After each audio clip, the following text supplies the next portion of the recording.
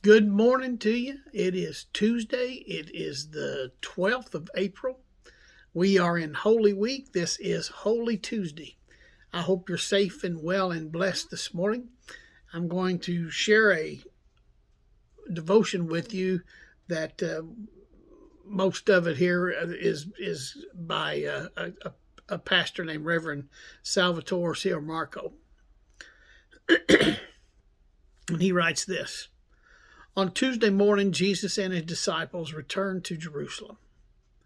And they passed the withered fig tree on their way, and Jesus spoke to his companions about the importance of faith. Back at the temple, the religious leaders, they were upset at Jesus for establishing himself as a spiritual authority. Remember, he had gone to the temple and he'd cleared the temple of those that were selling and buying and there in the temple. And so they organized an ambush with the intent to place him under arrest. But Jesus evaded their traps and pronounced harsh judgment on them, saying, "Blind guides, for you are like whitewashed tombs, beautiful on the outside, but filled on the inside with dead people's bones and all sorts of impurities. Outwardly, you look like righteous people, but inwardly, your hearts are filled with hypocrisy and lawlessness. Snakes, sons of vipers, how will you escape the judgment of hell?" That was from Matthew 23, verses 24 to 33. Now, later that afternoon, Jesus left the city. He went with his disciples to the Mount of Olives, which sits due east of the temple. It overlooks Jerusalem.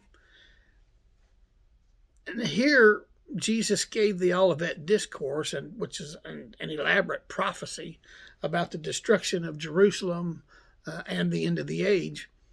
And he speaks, as usual, in parables, using symbolic language about the end time events, including his second coming and the final judgment. Tuesday, probably, was also the day Judas Iscariot it may have been Wednesday, and I don't want to talk about it tomorrow. But we do know that somewhere along this, either today or tomorrow, that is Tuesday or Wednesday, he made some kind of a deal with the Sanhedrin, which is the rabbinical court of ancient Israel, and the plot was to betray Jesus.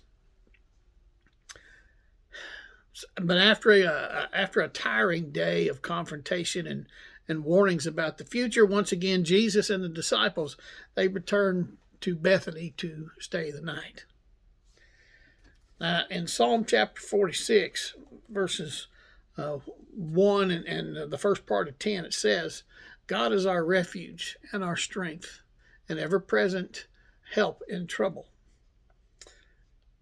And he says, "Be still and know that I am God."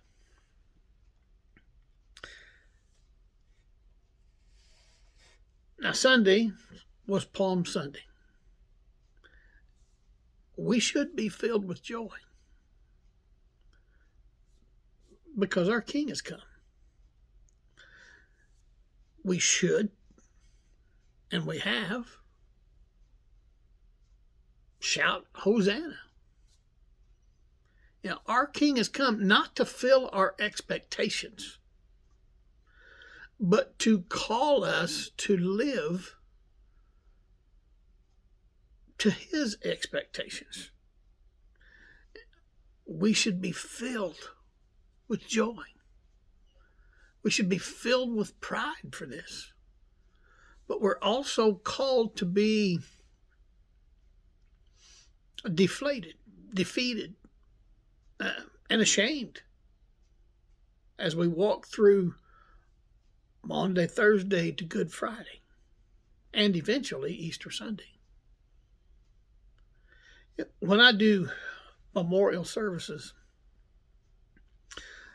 I try to express a great point, and I think it applies to Holy Week and Jesus' passion.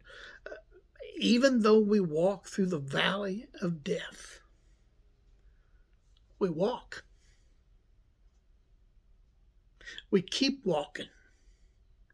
Death does not stop us. Christ's death on Friday does not stop us. We must keep walking. We must get to the glorious empty tomb on Sunday. Excuse me. And Christ has gone before us, and he'll come again. But he is walking with us.